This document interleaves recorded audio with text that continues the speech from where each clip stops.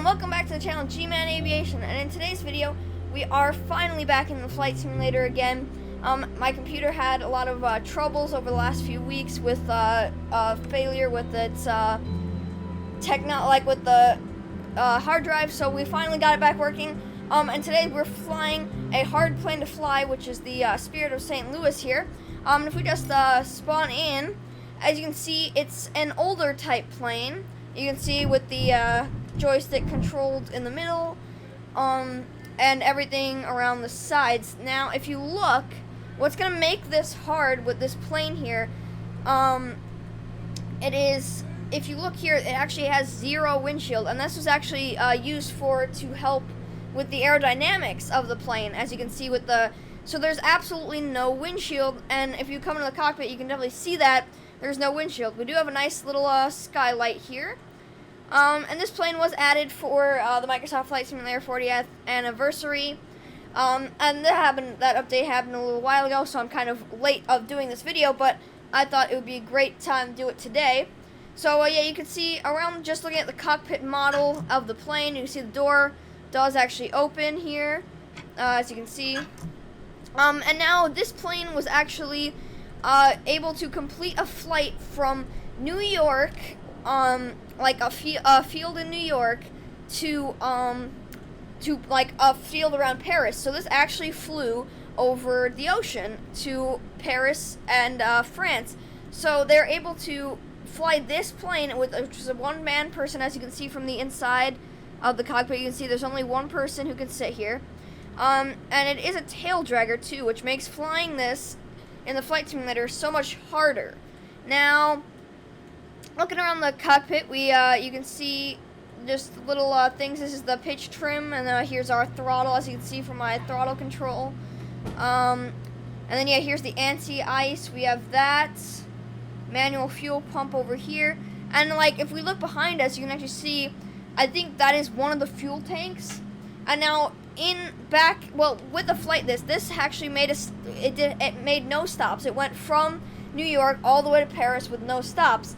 Now, it had fuel tanks in the wings and fuel tanks in the rear, so I think that's what this is right here. But yeah, also, we just jumped out of the cockpit for a minute there.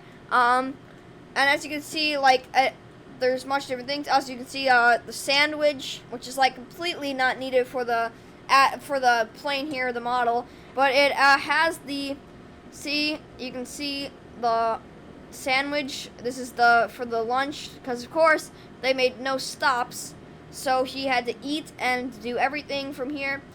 And you can see, yeah, this is kind of the older looking, but the one thing that will help us fly today is this. If you see, this is a periscope lever, and if I pull this out, you'll see that this little thing lights up. And if you come to the outside view, you can actually see this little thing right here outside the left window, which you can actually see from the inside of the cockpit too. So as you can see, this is the periscope. Now, if I zoom in, this is basically as far as I can zoom in. You can just see that's basically the sky right there. So right now, since the Spirit of St. Louis is a tail dragger plane, it is facing like this kind of.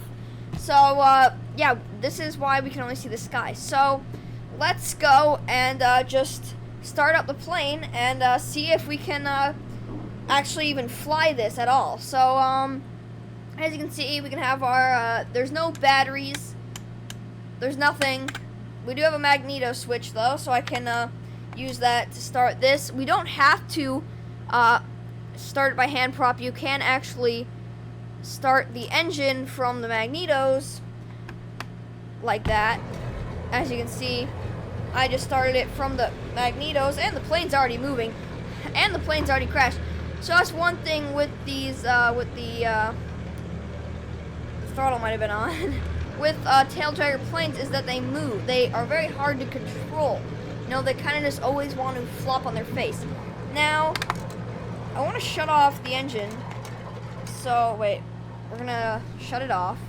Engine takes a little long. And I want to show you what it looks like from the outside, because if you look, you'll actually see all the like little fire and like pops that come out of the engine when it starts. and that's just more of an older plane thing. So just as demonstration, we'll also hand prop the airplane.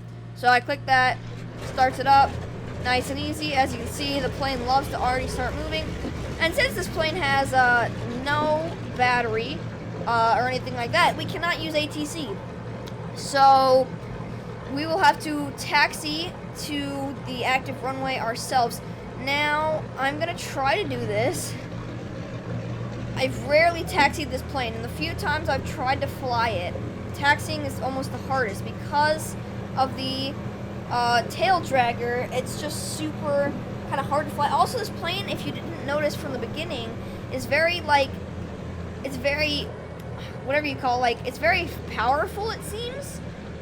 As you can see, it's just really fast with the, I'm barely giving it throttle. And there we go, now we're taxiing into the grass. As you can see off the back of this seems like a little wind meter, something. But something to control the wind. I don't know if it's airspeed. Because yes, this plane does have, oh lord, like I said, it goes really fast, this plane. So, they're on the grass, but, so, there's no lights on this plane either. No. So, now that we're on the runway, let's just take off. We don't have clearance because there's no air traffic control on this plane. So yeah, let's just go for a takeoff, see how easy it is to fly a plane with no windshield. So I'm gonna go full throttle. So you can see the RPM in hundreds. I am gonna go to the outside view until we take off. It's just oh lord, the plane is just, I don't know, it's so hard. My brain just keeps wanting to even, I didn't even know we weren't off the ground yet. I thought we were already off the ground. We are taxiing, we are taking off in the grass. So we're now off. I can't, literally, I'm using the reflections of the back. Okay, so we're kind of in the air. It's just so hard because, I keep wanting to just use the, oh lord, oh my god. The plane just, it feels oh my, are we stalling? No, we're not stalling. It just feels so hard to control, you know, I feel we're turning. Look, we're kind of it's just so hard because I keep wanting to just, oh lord, just keep wanting to go to the outside view. Just look, and as you can see, we do see our little Romeoville tag there. And of course, this isn't where I took, the real plane took off. I couldn't actually find that. I know it's on the flight sim there somewhere. But I just taken off from Lewis University Airport near Chicago. Now, this plane isn't that bad to, I don't know. It's hard to fly, as you can see, if I let go, it'll just start going down. And, it's just so hard to see with this periscope. And now, mainly my one hope, oh boy, my one hope with this is trying to land it. Now, honestly, I'm flying it so much better. When I did the test of this to see if I could even fly it, I crashed so many times. But honestly, it says that almost while crashing into a building. Honestly, it's not that bad. It's not easy, but it's not bad. So I'm going to slow down because we are coming in again. It's just so hard. If I did not have outside view, I would not know where I was going. Now, of course, one thing that the real pilot did have over me is he can see out the windows and kind of know where he's going. With the flight simulator, I can basically only look out the front, or I can turn to look out the sides. I just feel so low, man. You can only really see out of this periscope unless you're going in a nose-down position, which is kind of hard because, it's just kind of impossible to see. So I'm going to put on, we're going to go into first person, into the cockpit. Oh, boy. I feel like we're almost there. Oh, my God. Oh, my God. Oh, my God. Oh. Okay, I just want to land it. No, oh, are we on the ground? No, we're not on the ground. We have, oh shoot, there's the runway. Oh! Ooh. We are dead. As you can see, we landed about a good 500 feet, well, not really, a good few feet away from the runway 20. This very much was sucky. I don't understand how the pilot could do this. Definitely back when the aviation was new, you know, and how he could fly this over the ocean for, I think, 33 hours of full-on flying this plane. is just completely hard for me to even believe. Because as you can see, we flew this for like 3 minutes and immediately crashed. Honestly, I flew much better than I thought I would. I thought I would just crash every single time, but I couldn't even get a real landing in. And it's a really hard tail dragger to use because it's so sensitive on the brakes. Like if I put like full brakes, we would immediately nose down, kind of like we are now.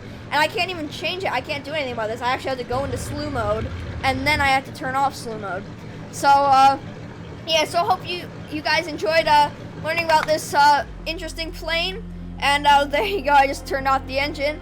And yeah, so those are the older planes. Thank you all for watching, and have a great day.